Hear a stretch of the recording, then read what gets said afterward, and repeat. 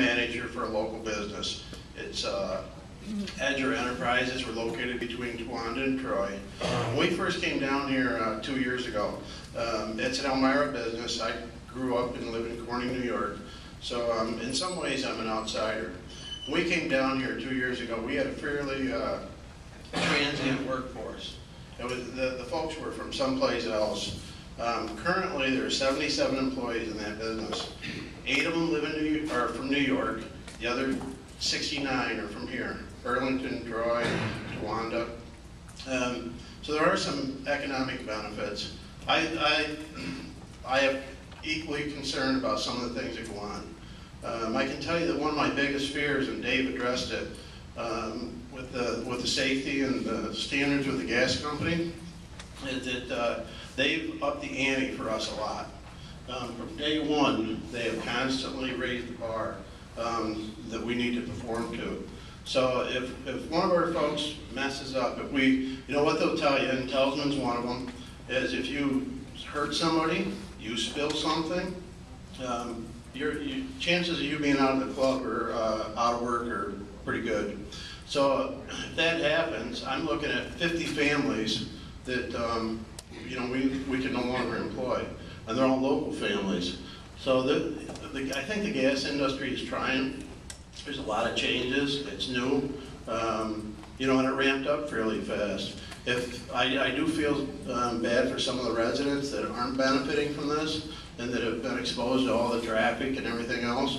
But I also feel good about those families that live here, have always lived here, and now we can employ them. Mike, what's your company do? We actually service some real. We do some road work, some road repairs. We build the pads, and we mix off. They call it solids control. We mix off the drill cuttings, take them to the landfill.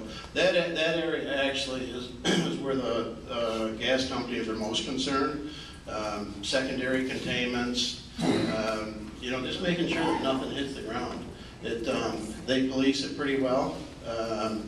I can tell you that I've worked in the construction business for 35 years, and as far as surface regulations, and I can't speak to subsurface, but as far as surface regulations and the DEP, this business is regulated far greater than anything I've ever worked in. We go through DEP inspections a couple times a week on these locations.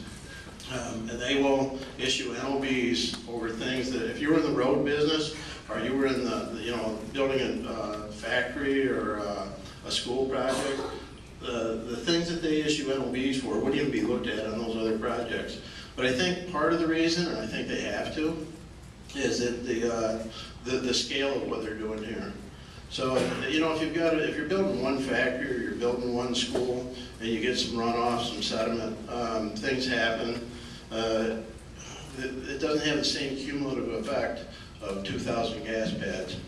So I think the DEP has really stepped up, and you know, they've taken into account that cumulative effect and held the gas companies at a much higher standard than other industries that we work for.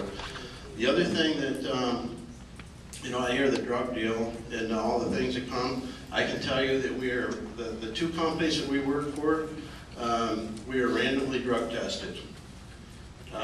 Every employee we have is pre-employment and then random drug testing. Not only are we required to do it, but when we go on locations, yeah, I can tell you Chesapeake's one. We've been on 2 locations where it's like the Gestapo. They come in, they seal off the location, they search everybody's vehicles, everybody submits to a drug test, they go through the company trailers, and if you don't like it, you're not employed there. They are trying, like anything else. You know, things fall through the cracks. They can't catch everything, but they are really working at it. Fortunately, we haven't had any issues, and I attribute some of that to we've got a good local workforce. There's a bunch of really good guys here and gals that work for us that grew up here, and they've got good family values, and they're just good employees.